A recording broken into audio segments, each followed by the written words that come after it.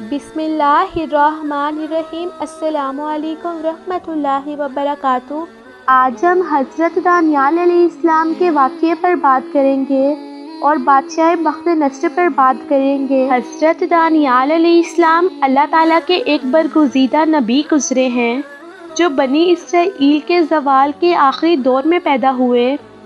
آپ علیہ السلام 457 قبل مسیح میں بیت المقدس میں پیدا ہوئے۔ حضرت دانیال علیہ السلام کے والدین کے متعلق عہد نامہ جدید اور قدیم دونوں میں کوئی جانکاری موجود نہیں، لیکن بعض محققین نے لکھا کہ آپ یہودا کی نسل سے تھے، جو بنی اسرائیل کا ایک اعلیٰ مرتبے والا خاندان تھا۔ جب دانیال علیہ السلام جوان ہوئے تو یہ بنی اسرائیل کا بدترین زمانہ تھا۔ لوگ بدعمالیوں، زناکاری، برائیوں، ظلم میں مبتلا تھے اور اللہ تعالیٰ کے نافرمان ہو چکے تھے، لہٰذا اللہ تعالیٰ کا عذاب بنی اسرائیل پر بخت نصر بادشاہ کی شکل میں قہر بن کر نازل ہوا۔ بادشاہ بخت نصر اس وقت بابل کا ایک ظالم بادشاہ تھا۔ اس نے یہودا ریاست پر حملہ کر دیا اور یہودیوں کی مقدس عبادت خانہ ہیکل عثمانی کو نیست و نابود کر ڈالا۔ حضرت دانیال علیہ السلام کا یہ ماننا تھا کہ بنی اسرائیل چونکہ فسق و فجور اور برائیوں میں مبتلا تھی، اسی لیے بخت نصر کا حملہ خدا کی طرف سے ان پر ایک مار ہے اور اس کی جانب سے دی جانے والی سزا بالکل درست اور منصفانہ ہے۔ بخت نصر نے یروشلم کو تباہ کر ڈالا اور بے دریغ لوگوں کا قتل عام کیا اور باقی بچے لوگوں کو قیدی بنا کر بھیڑیوں کے ریوڑ کی طرح اپنے ساتھ ہانک کر لے گیا۔ انہی قیدیوں میں حضرت دانیال علیہ السلام شامل تھے۔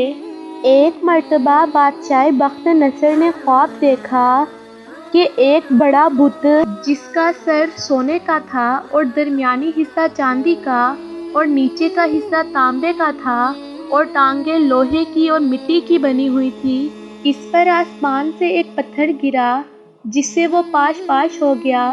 اس کے اجزاء آپس میں مل گئے اور وہ پتھر اتنا بڑا تھا کہ تمام زمین اس سے بھر گئی۔ بخت نصر حیران ہو گیا اور پریشان ہو گیا۔ اس نے خواب کی تعبیر پوچھنے کے لیے اپنی سلطنت سے کاہنوں اور نجومیوں کو بلایا اور ان سے خواب کی تعبیر پوچھنی چاہی، لیکن اس عجیب و غریب خواب کا مطلب کوئی نہ بتا پایا۔ کسی نے بخت نصر کو مشورہ دیا کہ خواب کی تعبیر دانیال علیہ السلام سے پوچھی جائے۔ اللہ تعالیٰ نے آپ علیہ السلام کو خوابوں کی تعبیر کا علم حاصل کیا تھا۔ اس وقت حضرت دانیال علیہ السلام قید خانے میں بند تھے، لہٰذا انہیں بخت نصر کے سامنے پیش کیا گیا۔ اس زمانے میں یہ رواج تھا کہ بادشاہ کے سامنے حاضر ہونے والا شخص بادشاہ کو سجدہ کرتا، لیکن حضرت دانیال علیہ السلام جب بخت نصر کے سامنے تشریف لائے تو انہیں سجدہ کرنے سے انکار کر دیا اور فرمایا، سوائے خدا کی کسی کے سامنے سجدہ جائز نہیں۔ اس وقت بخت نصر کچھ نہ بولا کیونکہ اس نے اپنے خواب کی تعبیر جاننی تھی۔ سارا خواب بیان کیا گیا۔ آپ علیہ السلام نے فرمایا، اس بت میں جو سونے کا سر دیکھا وہ تو ہی ہے اور تیرے بعد ایک سلطنت قائم ہوگی، وہ تجھ سے چھوٹی ہوگی۔ اس کے بعد ایک اور سلطنت جو تانبے کی تمام زمین پر حکومت کرے گی اور چوتھی سلطنت لوہے کی طرح مضبوط ہوگی۔ تو اس سلطنت میں تفرقہ پیدا ہوگا اور ان بادشاہوں کے ایام میں آسمان کا خدا ایک سلطنت برپا کرے گا جو ہمیشہ قائم رہے گی اور اس کی حکومت کسی دوسری قوم کے حوالے نہیں کی جائے گی، اور جلد ہی تیری حکومت کا خاتمہ ہوگا اور دوسری قوم یعنی فارس، رومی اور یونانی غالب آ جائے گی۔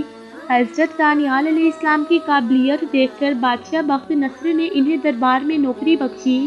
بادشاہ ان کی عقل مندی اور ذہانت سے متاثر ہوا۔ صحیفہ دانیال کے مطابق حضرت دانیال علیہ السلام جوان آدمی تھے، خوبصورت اور ہر چیز سیکھنے کی صلاحیت رکھتے تھے۔ ان کی سمجھ بوجھ اور حکمت کی وجہ سے ان کو دربار میں جگہ مل گئی اور بادشاہ جو بھی سوال کرتا سب سے بہترین جواب حضرت دانیال علیہ السلام دیتے۔ آپ علیہ السلام نے بابل میں قیام کے دوران کبھی غیر حلال نہیں کھایا۔ آپ علیہ السلام سادہ غذا کھاتے اور پانی پر زندگی گزارتے، لیکن اللہ تعالیٰ نے ان حلال غذاؤں میں اتنی برکت پیدا کی کہ آپ بابل کے لوگوں میں سب سے زیادہ صحت مند تھے۔ حضرت دانیال علیہ السلام اللہ تعالیٰ کی عبادت میں مشغول رہتے اور اللہ تعالیٰ کی پاکی اور بزرگی بیان کرتے۔ کچھ عرصہ بعد بادشاہ بخت نصر کو پھر سے عجیب و غریب خواب آنے لگے، لہٰذا انہوں نے دانیال علیہ السلام سے پوچھا، تو دانیال علیہ السلام نے فرمایا کہ تیری حکمرانی تب ہی محفوظ رہ سکتی ہے جب تو خدا کی حکمرانی کو تسلیم کرے گا۔ حضرت دانیال علیہ السلام نے اسے نصیحت کی کہ اس صورتحال سے بچنے کے لیے غریب بندوں پر اپنے خزانے کا رخ کھول، بھوکھوں اور محتاجوں کی مدد کر، پھر خدا تجھ پر بھی رحم کرے گا۔ لہٰذا بخت نصر نے یہ عمل کرنا شروع کر دیا۔ اس نے بنی اسرائیل کی خوب مدد کی، لہٰذا اب بنی اسرائیل میں کوئی بھی ایسا شخص نہیں تھا جو غریب اور بھوکا ہو۔ لہٰذا بخت نصر پر آنے والا عذاب بھی ٹل دیا اور ملک کے حالات بہتر ہونے لگے۔ اس کے بعد کچھ عرصہ ہی میں بخت نصر کی موت ہو گئی۔ مورخین نے لکھا ہے کہ دانیال علیہ السلام کی مثال حضرت یوسف علیہ السلام کی طرح ہے۔ حضرت یوسف علیہ السلام کی طرح ہی یہ قیدی بنا کر دوسرے ملک میں رہے۔ اگر یوسف علیہ السلام نہ ہوتے تو پورا مصر تباہ ہو جاتا، بالکل اسی طرح اگر دانیال علیہ السلام نہ ہوتے تو بابل تباہ ہو جاتا۔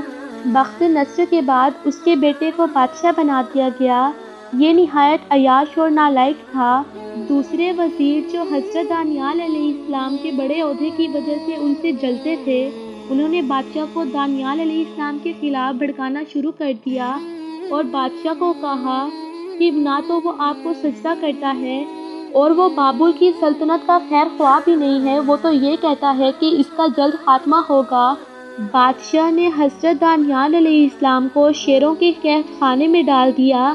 آپ علیہ السلام نے اللہ تعالیٰ سے دعا کی کہ اے اللہ، میں بے بس ہوں، میری مدد کر۔ شیروں نے حضرت دانیال علیہ السلام کو ذرا بھی نقصان نہیں پہنچایا۔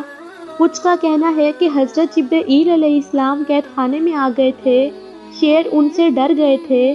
لوگوں نے جب صبح دیکھا کہ حضرت دانیال علیہ السلام صحیح سلامت ہیں تو انہوں نے پہچان لیا کہ یہ کوئی نیک بندے ہیں۔